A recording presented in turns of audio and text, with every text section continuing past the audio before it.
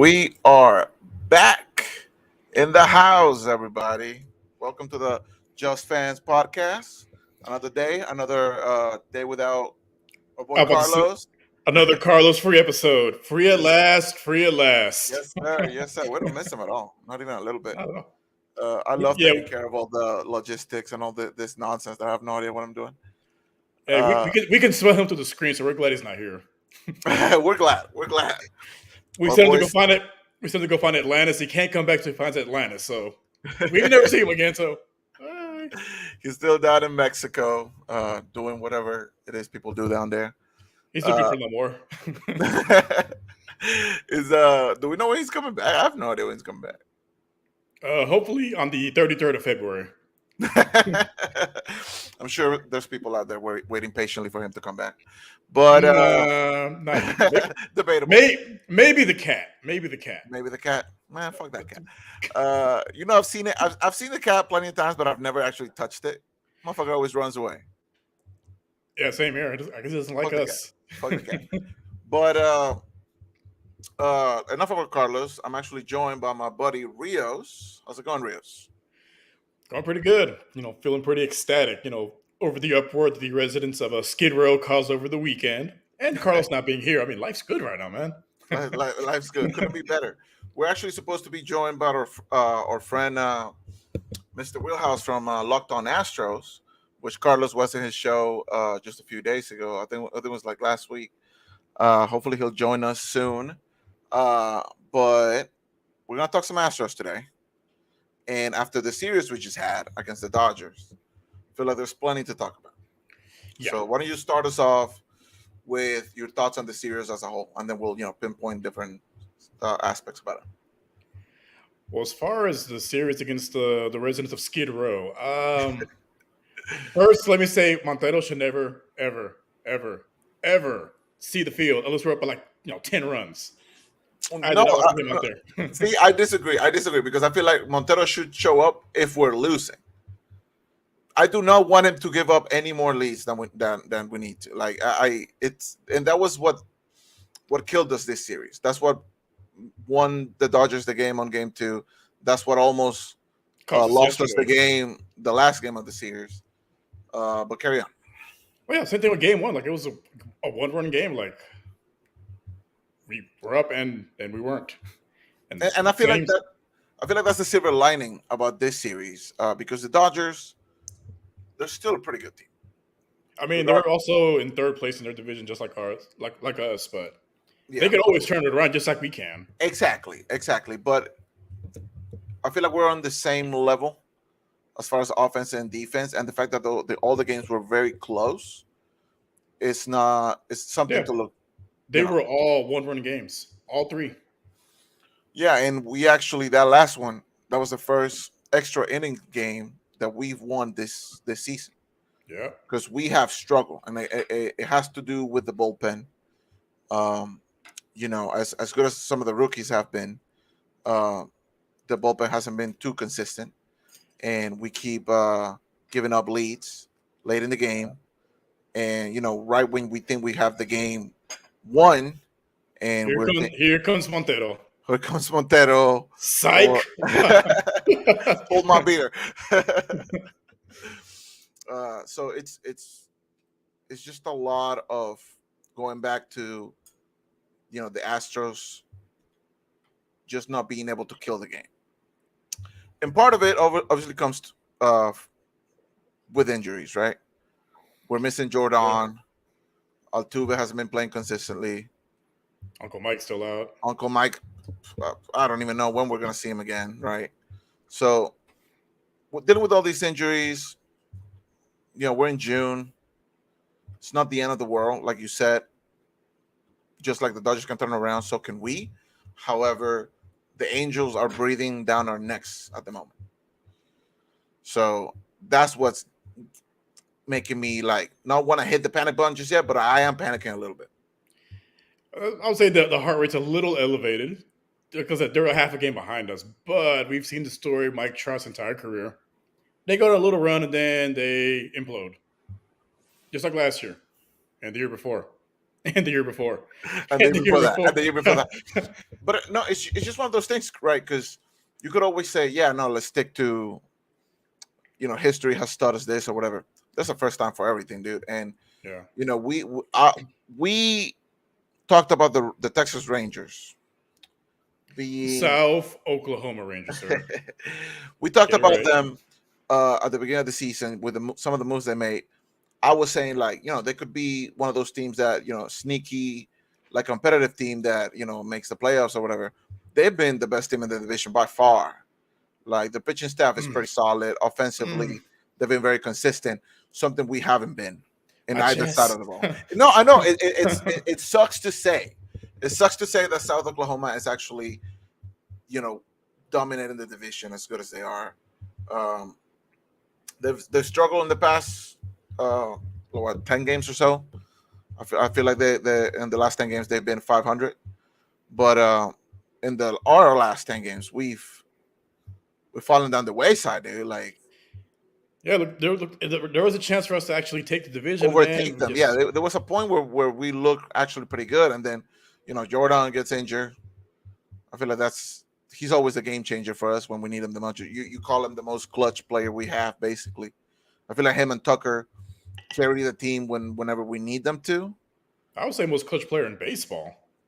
You could argue. You could argue. I mean, I don't watch all 600 games every single day, but as far as the Astros rosters go, Jordan is by far our clutchest players. And we've had some players get into the rhythm now. Bregman has been very consistent. Abreu's been hitting the ball very well. Like, after he got that first home run, I feel like the gates have opened. My guy is Yeah. like being a little bit more consistent, getting on base more, clutch RBIs. Uh, but doesn't matter how good the top of the offense can be. The Jordan, man, is just one of those guys that we just miss in the lineup. Or boy missed the first Oh, down. I was just That about to ball put was it up. bullcrap. So It before was. before Oh we went man. live, Rios and I were talking about that exact same thing. Like, for me, box, it's just a I think weird rule, period, for me, and every umpire calls it different. But I'm willing to live by that. As long as it doesn't cost me a World Series, I'm not gonna, like, mm, really flip start a riot or something. But Rios has other thoughts on it. my thing is it's so inconsistent how it's called. Like if it's egregious, yeah, go ahead and call. But that, I mean, come on, like that's something you just let go. I feel like it's not even that big of a deal. Like, all in all, I mean, it gave him the run that won the game. true, but it's like I said, it's just one of those things where, like, it gets called different by every umpire, and not every umpire is consistent. Like, they might call it one way this day and one way the next. We've talked about robot umps ever since the podcast started. We've been talking And I'm about, still waiting. and I, we already signed the petition. I want all these guys unemployed. Bring on the robots. Screw the union. Bring But on the AI umps. our boy Mr. First Down against one another comment. I saw it in real possess my body. I'm gonna tell my children some new vocabulary. just well, say it's French. we're glad that you're actually, like, rooting for our boys in orange. Um, But I'll say, look at the reaction from Dusty and from Ryan. Like they were pissed because they knew that was a One bullshit hundred call. Like, percent, 100%. But, like, I feel like they're not looking at the real problem. They're getting mad because, yeah, we lost the game and we've been in a pretty bad streak. I think we're like sub 500 in our last 10 games, but we put ourselves in that situation. It's one of those things where we are winning the game by quite a few runs, and we just can't close it out. Like, we because are the here most. comes Montero, and then here comes Presley, who's been struggling a lot this Presley season. has been struggling, but like, he cannot be a lead all the time, right? Like, Yeah. Presley, last year, I would probably say, besides Abreu, was our clutchest pitcher. Oh yeah. Every time he was called upon, he delivered. Right? I don't know. I'm not sure how old he is at the moment. Like Early 30s, probably. Yeah, but like he cannot be as consistent as he once was, and that's something that we need to look at down the line. I feel like the starting rotation is probably the main issue right now. The relievers, they're good on their day. Montero's been on a slump. Blanco's been hit or miss. Slump. He's at a 7.79 ERA. That's not a slump, sir. That is smelling the high heaven. Like Yeah, send him. but for the because remember we extended him, right? Like last year he was like he And was very hot and cold last year as well. honestly, that was a mistake because I think they looked at his career year and gave him the bag. But like, if you look at his overall like body of work, he's like a career 5 point. It was like 5.6 or 5.7 ERA for his career. Last year he was like a 2 something. Now he's at a 7. It's like Yeah, but I feel like Montero could be like that guy you just bring it in to get you out of not out of a bad situation, but like just like a 1, 2, 3, 3 up, 3 down kind of inning. Like I wouldn't want to put him more than that. And I feel like the way we've utilized him this year is like we put him in there, he gets in trouble, and before we actually do something, we just let it play out. And before you know it, a 5-2 game turns into a 5-5 with 2 outs. And like, what the hell do you do at that point? Like, and bases are loaded. exactly. The bats can be as hot as they want, but There's only so much you can do. if we can't stop the other team from scoring, like I said, there's not a lot we can do. But going back to the AL West, Rangers are top. We're 5.5 games behind, so we still got some catching up to do if we want to overtake this division.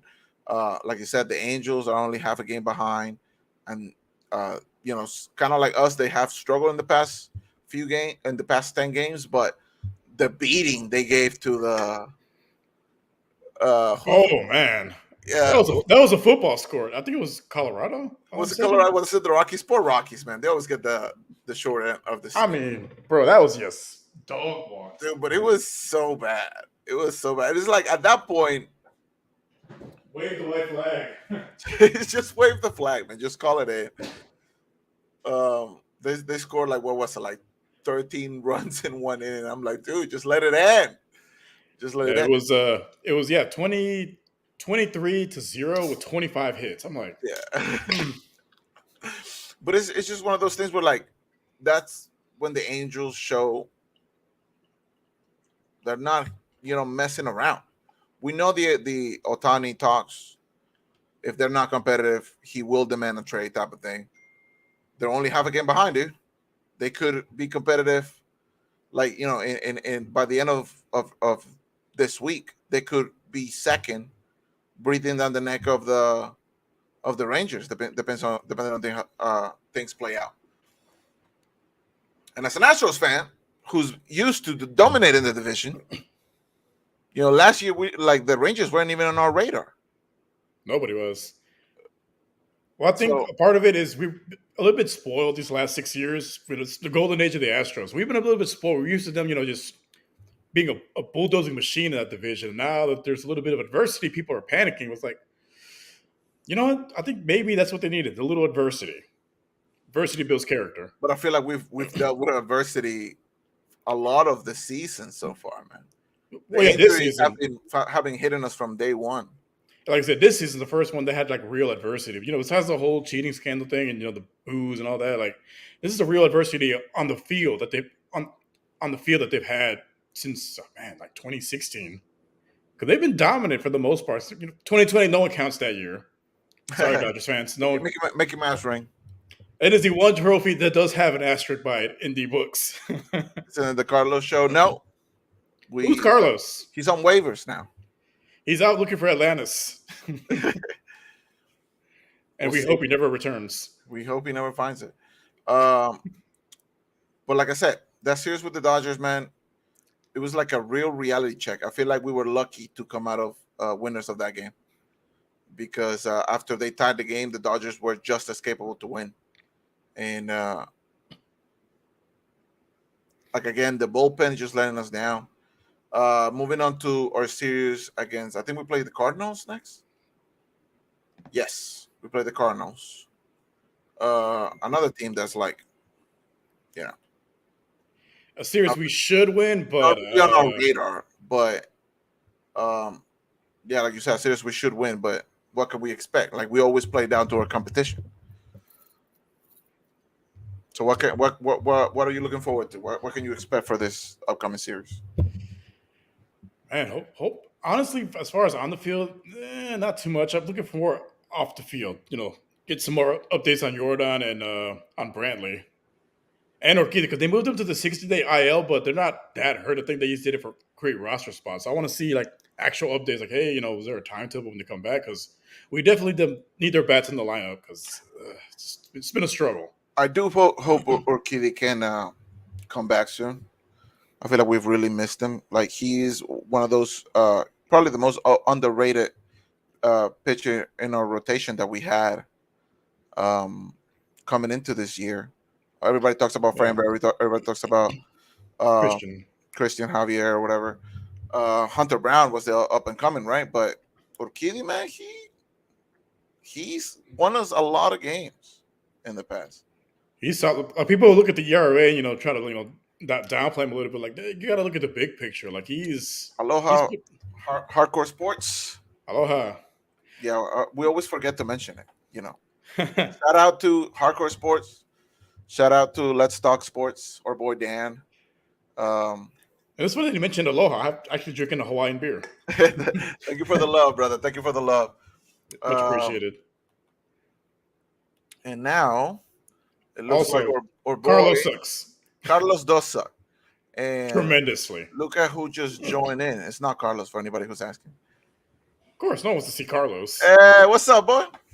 What's up, man? So I was sitting there in the link that Carlos sent me, and I was like, I guess I'm just backstage. I guess they forgot about me. But what's up, guys? So yeah, I texted him before this, and I'm like, we told you send him the right link. He said, I was like, I did. Have the right link. He's like, no, I got him. And I'm like, okay, I guess we'll just wait. We'll just give it a few minutes. And in true Carlos fashion, he fucked it up. Yeah, even when he's all the way in Mexico or whatever, he still finds a way to fuck it up. Golly, he kind of went Rafael Montero on us, huh? Oh man, so we were just talking about that. My bad, Carlos. I couldn't help it. No, don't apologize. Don't apologize to him. Hey, he deserves all the hate. So just like Montero. We kind of already gave our thoughts on the Dodgers series, but yeah. What are some of your thoughts? What do you think, man? What was the highlights, the lowlights? Oh, well, the lowlights are the Astros all season had been scoring in innings 7 through 9. And in this series, they didn't score a single run 7 through 9. They only scored in the 2 extra innings that we went in game 3. So that was a problem. The other problem, obviously, is it didn't have to be an 800-pound gorilla. It can be a miniature gorilla in the room, because I think everybody knows Rafael Montero has the worst ERA of any relief pitcher. He's the 5th highest paid relief pitcher in Major League Baseball. And he couldn't be more opposite of what he was last year. And, the way that Dusty ran the bullpen last year during the playoffs was a masterclass, and he did phenomenal. This year, it's like he's programmed, and he has his favorites and he has his guys, and he puts them in spots, and he doesn't deviate from that pattern. But at the end of the day, you can't have Montero facing Will Smith, who's literally lighting the world on fire with his bat.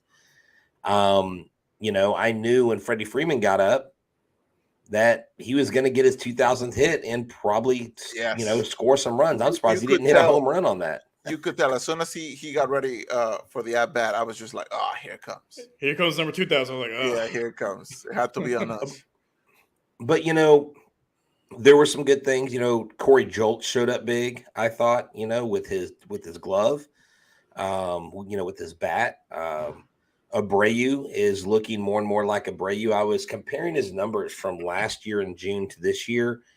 And although there is still a difference, there is a disparity between last year and this year. But so last year in June 2022, he was hitting 346, 37 hits, 4 home runs, 15 RBI, and 19 runs scored. Okay. That was in 27 games.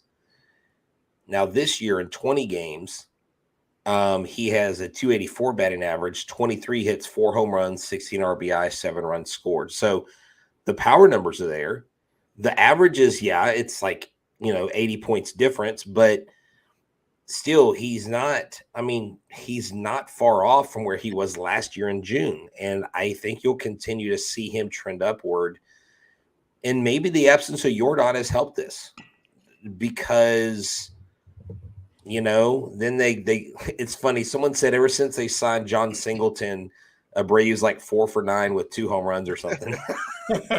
He's been playing pretty great, given the expectations we had of him at the beginning of the year. So I'm glad that he's finally not just showing up every other game, like he's actually like contributing pretty well this month so far. But going to Montero again, why do you think this really bad year has come to? Like he just got paid in the offseason, right? Like we extended him.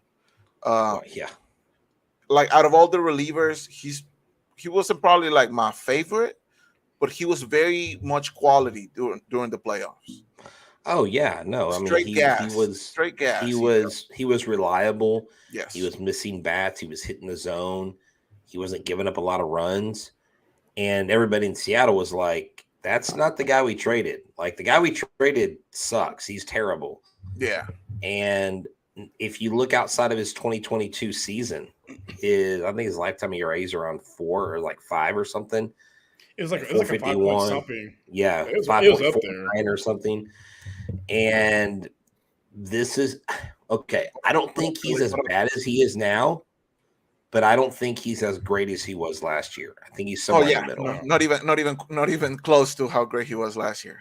Yeah, I was alluding to that earlier. I was saying like his career is like a 5.5. Last year he's a 2.2, and this year he's at a 7.7. It's like he's somewhere along the middle. He got overpaid big time. Yeah, he did. He can turn this around. I don't know. It was funny.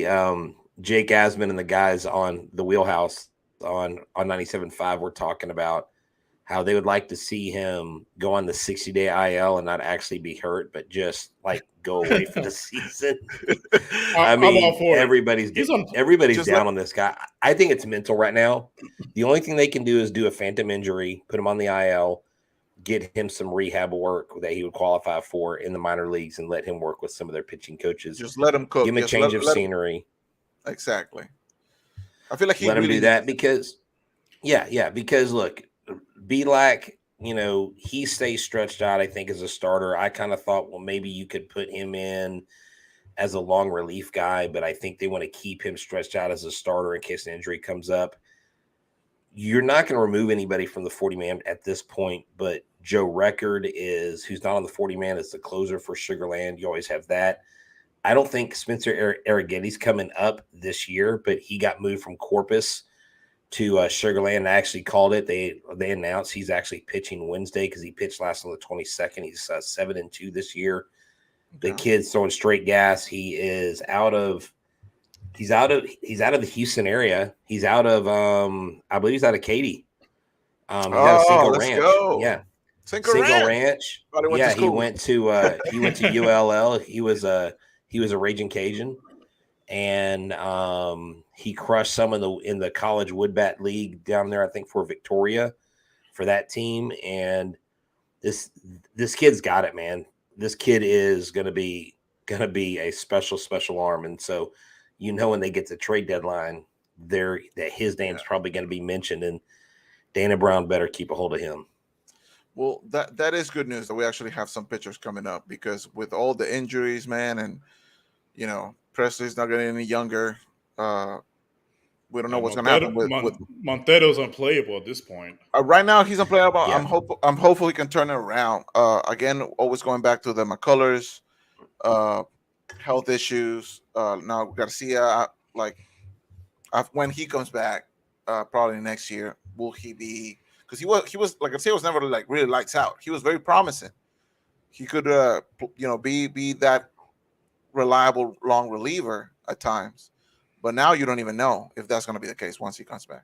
So yeah, with Garcia, with Christian, Javier, Framber, Hunter Brown. I feel like that core alone will carry us in the future, but it's just have to build a bullpen around them. And Abreu's still pretty solid. Um, Stanek is hit or miss, but not as Well, bad. well, I think your most effective reliever is Hector Neris right now. Neris has He's been very Neris, reliable. yeah, he's been pacing. He's actually outpacing right now at this point, where Stanek was. So he's a 1.14 ERA on his season, where Stanek set the record last year with 1.15. Mhm. And Stanek just has not been. He's not been great this year. Last year there was always traffic, and I remember when we interviewed him, when I interviewed him the first time, he just said, "Yeah, it always seems like somebody's on when I touch the mound," and he kind of got used to it. But this team is dealing with things that they never dealt with last year. When the bullpen and starting pitching is nails, the offense is flat. Yeah. When the offense is hitting, the relief pitching is giving up runs. So it's not this. Look, 2022, you look back on it, it was a cakewalk, bro. Like, the playoffs were a cakewalk. Nobody could touch us. I'm surprised we lost 2 games, to be honest with you, in Yeah. the World Series, Yeah, same. because that team, the way how they were, and I warned everybody on our show, look, this year's going to be harder than any other. And I'm to the point to where, yes, I put money in Vegas on the Astros this year like I did last year. But at what point do the Astros say we need to go all in for a title this year, or we need to try to stand pat, hope we catch fire in October, and maybe look more towards winning the title in 24 versus winning the title back to back in 23? So if you're the front office, if you're Dusty, what would you do? Because it is a very good question to ask, and I'm sure all the players are thinking about this throughout the season. Like, do we go all in? Because the trade deadline is coming up. Do we go all in, try to uh, just win it this year, go back to back? Because that would be amazing if we could do that. Mm-hmm. That's a little as a dynasty at that point, because you go back to back, you got 3 rings in the last 7 years, like Exactly, and you've been to the World dynasty. Series like 5 times in the last 7 years, something crazy like that. Or do you just run it back next year? Hopefully we'll be healthier next year. Um, Garcia coming back, McCullers coming back, Brantley coming back. Hopefully all fully ready to go. What do you think? See, so the thing is, Brantley, if he comes back healthy this year, my question is this going to end up being his last year? That's my question. Maldonado will probably, I hope, transition to being a bench coach. Look, my prediction is this. I don't know what the Astros are willing to give up, because you need controllable pieces. That's what Dana wants. But if you want controllable pieces, you've got to give up your assets. You have to give up your Spencer Arrighetti. You have to give up Drew Gilbert. You have to give up Clifton. You have to give up these kids that you don't want to give up. And is it worth it? Are these do these players, yes, they may make you better in the immediate, but do they guarantee you a World Series victory? And if that's what you're going for, I think you more play the long game. Look, I think what Dana needs to do, quite honestly, and anybody who's watched even a couple episodes of our show knows that I've been a pretty ardent supporter of Dusty Baker. It's getting harder and harder to defend what he does and doesn't do with the lineup. But Dana Brown absolutely needs to pull a Billy Bean. And I know the whole Billy Bean and Art Howe relationship in Moneyball is actually an inaccurate portrayal of their relationship, which Art Howe actually hates that movie, which is interesting. Yeah, no, I've heard that. But Dana Brown needs to go down and say, Altuve needs to lead off. He's your DH. Dubon is at second. Yainer Diaz is catching. Abreu will play first, but we are going to mix other guys in there at first base. Julks is going to get in at third to give Bregman some breathers here and there. You're going to play Chas McCormick, and Myers will be your backup. And, Kyle Tucker is where he is. And when Jordan comes back, you're going to have these guys are going to be in there. And Corey Julks leading off makes no sense during that one game. None. Don't put like, of course, Corey. Look, I interviewed him, great kid. Nothing against Corey personally, but of this team, he's not the leadoff. Now he's gonna go. I'll take the leadoff, right? Like if it was you, Obviously, you'd be Of like, course. you'd be like, if put me the in, right? Put me opportunity in, presents coach. itself, you jump on it 100%. Right. And you know, to his credit, he's not going to shy away from that. But my thing is, and right here, and I think it's Mr. Carlos asking the question. Yeah, I was just about to pull it up. Yeah. Yeah. Do you feel like the inconsistency in the lineup has anything to do with, you know, I think it does. Now, baseball people will tell you that a player's position in a lineup 1 through 9 really, like, you can look at the stats over time and there's not really a massive effect on outcome of games. Guys may perform better average wise, but I don't know, man. I think having Yonder Diaz in as catcher and Dubon in as second baseman and Altuve as DH and Maldonado not being in that lineup or putting Chas McCormick in when he needs to be in with his higher OPS in June, I think that probably gives you more of a chance. And I was talking about this with a group of people on Twitter. If you put the optimal lineup in, they would average like a half run more per game. That half run more changes everything because a lot of our losses early on were like one run losses, right? You look at the Dodgers series, right? Every single game was a one-run game.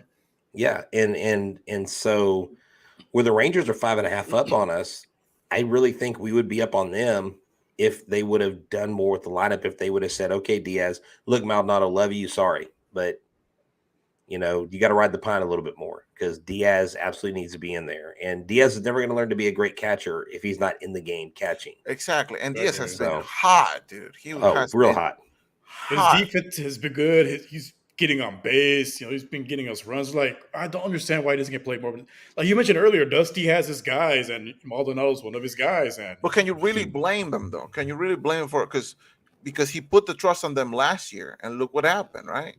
So it's just one of those things where, like, you understand where he's coming from when he makes these. But at the same time, you got to see what's going on right now, though. Like, that's true. If someone's struggling this year, so say they did great last year, but they're struggling this year, like, why would you go with the hot hand right now versus Dubon needs to sit on the bench, Diaz on the bench. I feel like Dubon has done enough to prove that he can lead off for this team. Man, dude, his glove in that game 3 versus the Dodgers, had he, like, I'm not saying Altuve doesn't make those plays, but had Dubon not been there at second base, I think Dubon's glove is massive. If you could give him a full season at second, he could probably compete for Gold Glove pretty easily. Yeah, he's been the most impressive player this season for the Astros. So Carlos makes he hits a point that we just kind of touched on. You know, Diaz should be in the lineup a lot more. The one thing I would say about that is, like, Maldi last year wasn't very efficient offensively either, right? So Diaz makes up a lot of offense when it comes to that difference between those two players. But we were still winning games last year.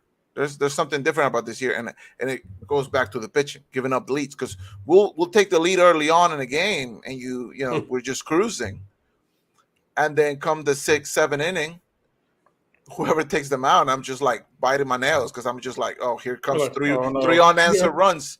Here it comes, and then we can't score 7 through 9, and game over. So I've always kind of made this observation. I just kind of get this sense from Dusty that, like, everybody's like, when I picture a manager, okay, and I know managers all aren't like robotic, right? But when I picture a manager, a Gabe Kapler, Aaron Boone, and I know a lot of Yankees fans don't even like him, Terry Francona, AJ Hinch, even Dusty Baker. I picture a manager going to his office, writing down lineups, looking at matchups, going, okay, hey guys, look, I want to put Chaz in, but is Myers a better? Okay, no. Okay, Chaz is better. Okay, we're gonna put Chaz in there. Hey, you know what? Diaz hadn't really caught a whole lot, and I know I need Maldy knowing Brown, but let's go and put Diaz. Like, but the way I picture Dusty going to the office, and I know he doesn't do this, but this is, to me, this is the perception I have. Okay, yeah. Dusty walks into the clubhouse with a Hawaiian shirt and a big straw hat and a coconut with a pina colada in it, going, "Hey guys, we got a game today or what? What's going on? I just got back from the beach." Like it's not even serious. Now, I'm sure the if I names out told of a Dusty, hat too, like right. Well, and I'm sure if I told Dusty that, he would probably kind of give me the Chandler Rome treatment. Like he would probably think I was being an ass about it. But that's just the perception. And someone said the other day, someone who has written about him and stories on him, like when he was fired and forced out of different places, he said Dusty really has a very, very high opinion of himself. And he tends to think that he's always right. And he said for a manager, you want that kind of confidence. But he said, I think he loves favorites. Yes. He loves his guys, and he's loyal. I mean, that's why Miles Straw got shipped off. You know, Miles Straw didn't leave because he was a bad player. He left because Dusty's like, I'm not going to play him. Now, we got some value out of it. We got Diaz and we got Matan. But, you know, it's just at what point, you know, do Jim Crane and Dana Brown say, hey, man, we got to go down there and like corner Dusty and say, bro, they got to interject at some point. We got it. Because Maldonado, even behind the plate and throwing to second, he's not even getting close to getting guys at second. Yeah. At all. It's not there this year. And I hate that for him because Maldy does put in time. He does care about his job. He's not a sloppy player. Yeah, he just doesn't take it for granted. We know that. He's a leader. He tries to lead by example as much as he can. It's just Father Time's undefeated, and it's starting to catch up. Yeah, 100%. Undefeated. And my prediction to what you're saying right now, man, is I feel like the front office, because I feel like Trusty he's a legend of the game, and he has gained the trust, the blind trust from the front office. They're just gonna let him do what he wants this year, because, like you said, probably his last, right? So we hope. Yeah. No offense. We honestly, I wanted him to retire last year, just walk out on top. He should have just left it last year. But you know, what would you have done in his position? You run it back, right? So because get this. Because the playoffs was such a cakewalk that you're like, oh, we can totally do this next year. Out of the 3 free agency signings, Michael Brantley, Montero, technically a free agency signing because they had to re-sign him. Yeah. And Jose Abreu, who has the highest WAR right now? The highest WAR? If you tell me Brantley, I'm gonna leave. It's Brantley because it's 0. I was about to say because it's 0. The other guys are negative. So right now, Brantley is your best signing of the offseason. I still feel, and he didn't have the same number of at bats. What a time to be alive! If Abreu can keep what he's doing consistently for another month, right? He will turn it around. Montero, he can turn it around as far as like maybe his ERA, maybe bring it down some instead of like the high 7s or whatever the hell it is right now. Maybe Montero should try throwing with his left hand, with his left arm. Or maybe he should just try batting. Just be at the throw like this. Don't even look at it. Just throw it like that. You know, it's funny. I interviewed Joe Record, the closer for the Space Cowboys recently, and I asked him which 2 position players, if he had to pick one of the position players at Sugarland to come in and be the closer for him, he said he would pick Joe Perez. He can play, or he can throw like 100 plus miles an hour. And he said Corey Lee actually will do bullpens. And he said Corey Lee can get up to about 94. He said that dude's got a Corey Lee, but does he have any kind of control though? I don't know. I mean, maybe he can throw anything's better than Montero, but up to like fucking row W. He's wild thing for Major League. Right. Well, no, he said he actually can hit the glove pretty good. The fastest wild pitch in the game. Right. It's like 50 Cent in the opening ceremonial first pitch. Yeah, I remember that, man. Like here's the catcher. The ball's way over here. Like, who are you throwing to, bro? he almost threw it behind him, dude. That's how far off it was. Hey, but I wanted to ask you because I know Yeah. you do have to leave pretty soon. Um, we're talking about our next series against the St. Louis, right? The Cardinals, and Yeah. both of us agree that it's a series that we should be winning. Hopefully, no issues. We should actually sweep that series. But right after we got the Rangers, and that we were going to touch Mm. on it when you joined us. Um, and that's a series that's going to really test where What the we season are made in of. the season right now. Yeah, I agree. So, what like any early predictions for the Cardinals and the Rangers? I think the Cardinals, you can go off the momentum, and I don't necessarily think momentum goes from series to series, but you can take what you did, like the Stanek getting emotional, getting thrown out of the game. You win a really tough game 3 in LA with a tough ruckus crowd. Going to St. Louis, I mean, these guys are wounded birds. I mean, these red birds right now are not flying. Their wings are clipped. They're much better on paper than what they're showing, kind of like the Houston Astros. You just hope that they don't decide this weekend or They're this gonna get week to hot, get right? hot, right? Yeah. As long as the as long as we start handing the ball to the bullpen, as long as they keep the ball in the park, the defense can hold up. Stop making base running errors. Good God, I swear they need a base running clinic so bad. They need to go to Driveline Sports and ask them if they do base running because it's abysmal. I mean, it is a piss poor aspect. It's never been their strong suit. I think they it can never easily has been. It take never 2 or has been. 3. Yeah. Right. I think they can take 2 or 3 from St. Louis. Now, with Texas will probably be motivated. And if we go in and if we win these next 3 versus St. Louis, the Rangers, they are playing right now. Oh, in the third, as we speak, they're down 4-1 to the Tigers. Now, if we go to Arlington and we're only down 2.5 games, then all the pressure's on them because everyone's expecting the Astros to get rolled. That may play in our favor. But we've got to stop their bats. They've got a powerful offense. We've got to figure out their pitchers, whoever they got going against us. And we've got to beat them at their ballpark, which I think we hit pretty well in Arlington. So I think these next 6 games, if we come out with the 4-2 split, I'll be very happy with that. If we split 3-3, if we sweep the Cardinals, get swept by the Rangers, I would much rather go 4-2, to be honest with you. I really need 2 of those games to be against South Oklahoma. Like I really need it because I don't want them to get any farther away, especially with the Angels breathing down our necks. We got half a game behind.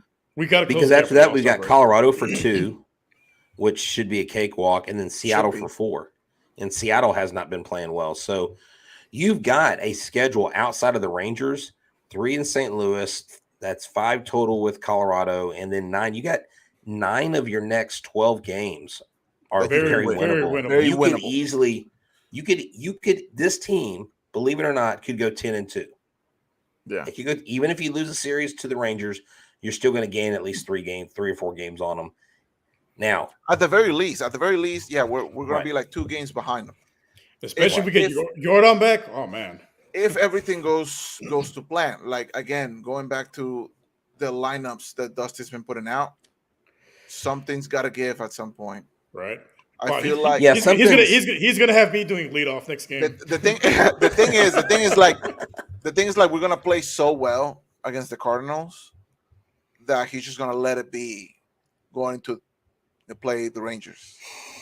And then we're gonna get smacked. I feel like I'm predicting it's gonna be a tough series against Texas, but one of those games I feel like we're gonna get played out of the park. Yeah.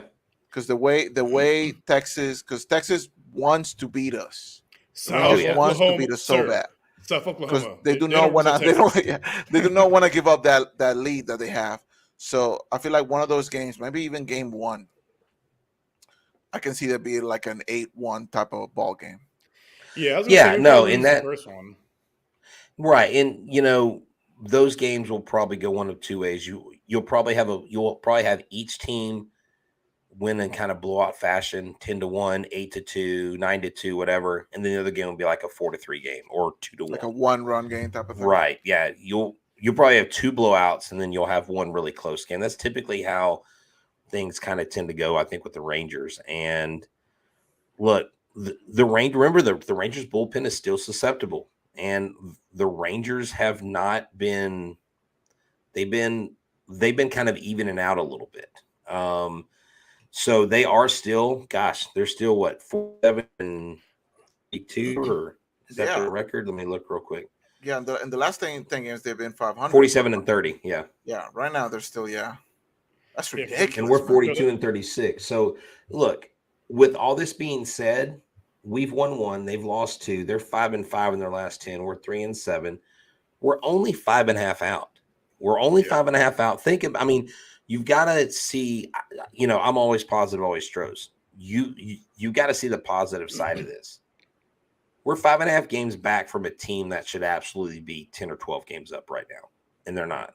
I mean, with as bad as the Astros have been playing, they should have gained a lot more ground. And there were about 3 or 4 of these losses recently where Texas also lost. Had that been the case, we would be maybe 2 games out right now. Yeah, but Texas has been very hot at home as well.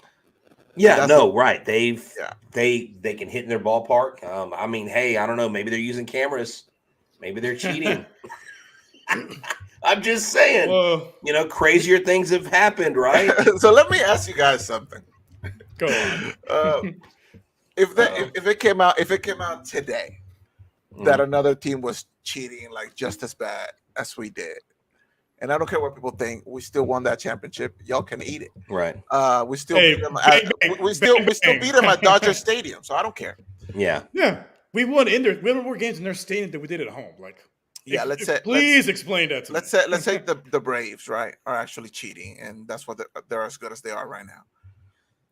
Us as Astros fans, do we jump on the hate bandwagon as everybody else is gonna do?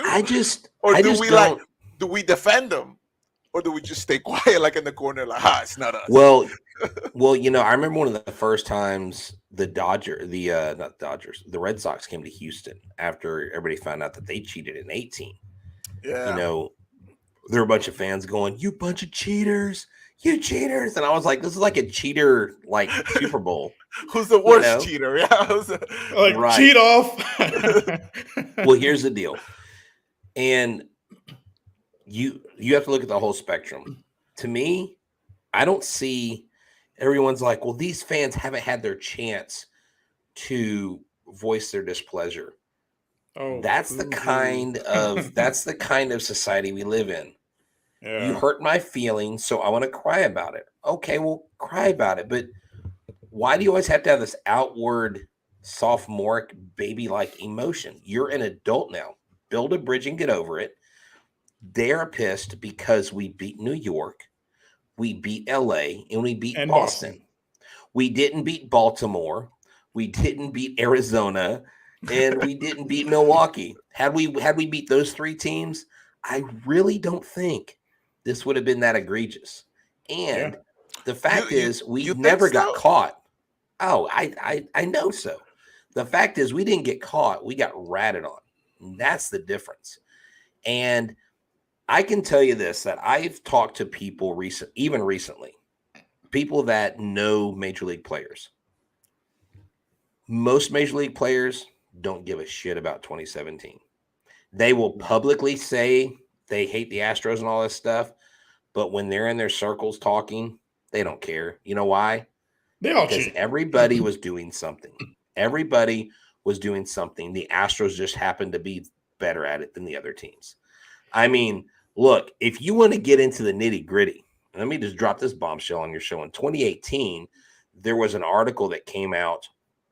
The Los Angeles Dodgers were brought up on federal RICO charges. Yasiel Puig was one of the most popular players to have been kidnapped and extorted to Haiti. They kidnapped players. Yes, it is federal record. They indicted someone from the Braves. A guy went to jail. They had a $1.6 or $16 million fine from the FBI, from the federal government. The Dodgers are one of the most prolific purveyors of kidnapping kids, taking them to an island and developing them into baseball players. Yes, the Los Angeles Dodgers. I'm not lying. You can look it up. You can, dude. Wow. I will DM you guys the article from Fangraphs. Please, Please dude. do. It Please has do. been buried and nobody talks about it. But you want to tell me that the Astros ruined baseball? I'm sorry, we're not kidnapping people. We're not extorting young men to. Yes, it is an article from Fangraphs. And actually, while we're speaking, I'll go ahead and I'll send it to y'all's Just Fans podcast. I'll send y'all the link. It's insane. There is one article that says this. In other words, for current and former Dodger employees, including people like Gabe Kepler, who ran the Dodgers player development system from 2014 through 2016, and Friedman, getting banned from baseball may end up being a best case scenario, depending on the extent of their involvement and what they knew or should have known about the illegality going on in their operations. Yeah, because otherwise it's jail time at that point. Yeah, with the Angels, they basically running their own pharmacy ring in there. Oh, it's dude. Like RICO charges. RICO charges are not. They're not a joke. That's a federal crime, bro. And so yeah, I've watched Narcos. We know. Yeah, there you go. I've watched Narcos, man. That's man. It's you're right. insane. That's very. I have never heard about that before. Yep. Yeah. I just sent it to you. Y'all have to read it. But well, hey guys, you know what? I do have to bolt because I've got to get ready. I'm sorry that I was in on the wrong link there. No, you're good, man. It's all Carlos's fault. It's Carlos. It's all Carlos's fault. Everything is his fault. Carlos like, oh, but I'm in Mexico. Yeah. I've got bad reception. Nobody asked Carlos. No one cares about your orange tint, Carlos. He's like, no habla inglés or whatever. He's like, he doesn't even know what we're saying now. So, all right, man. No, he can barely speak Spanish. That sounds good. It's always a pleasure having you, brother. Like every time you come, yeah, man. No, yeah. I feel like we learn more and more of the game, man. We love, especially today. I'm like, man. And thank you. There you go. Thank you for having Carlos the other day. I wasn't able to make it, kind of like man. type of thing. I was actually at the dugout maybe a week earlier, and I saw they were playing an ad for you guys. Like, oh, nice. Astros. I'm like, oh, can't wait, and then I couldn't make it. So, well, hey, we will be out there again for sure, and they're also probably going to be building one over here on our side of town in Webster. So, hopefully, we'll be a part of that grand opening. But July 7th, we have a live event at Pearland Hooters off 288. Before the game, we're going to be giving away some Crawford box tickets to 2 different Astros games at that live event. So y'all have to come by, man. Check us out. Yes, sir. Definitely make that one. All right, brother. You take it easy, man. Thank you for joining. Hey, y'all have a good one, guys. All right, go Stros. Sir. Man, I love that guy. Love that guy. Bro, that was, man. Those stories, I'm like, oh my God. I know. I love how he has interviewed so many players. It's like he's almost like an insider at this point. Right. This isn't a well of knowledge. Like, man. Yeah. But no, a lot of what we talked about today, like I'm looking forward to that Texas series for sure. The Cardinal series. I'm going to enjoy talking shit to Alan. Especially if we sweep though, Alan will not get enough of me. Oh, the way we've been playing, man, I don't know if that's possible, but you never know with this team. We did not know about I honestly don't waste my time learning about anything LA related. But we're the villains of baseball. We're the NWO. Yeah, their fan base is whiny as hell. They're almost as bad as the Yankees. No, they're worse than the Yankees. Because I know a lot more Yankee fans, so that I feel like I deal with them more often than Dodger fans. I would say, let's look at this way. Like the LA Times writer wrote this whole article. Make sure you boo the Astros. They stole this from you. That guy, Bill Plaschke, writing all this about them, and then you don't really see that from the New York media. They're like, they'll have the FL2 chance, but Yeah, I mean they had a lot more stuff going on over there in New York.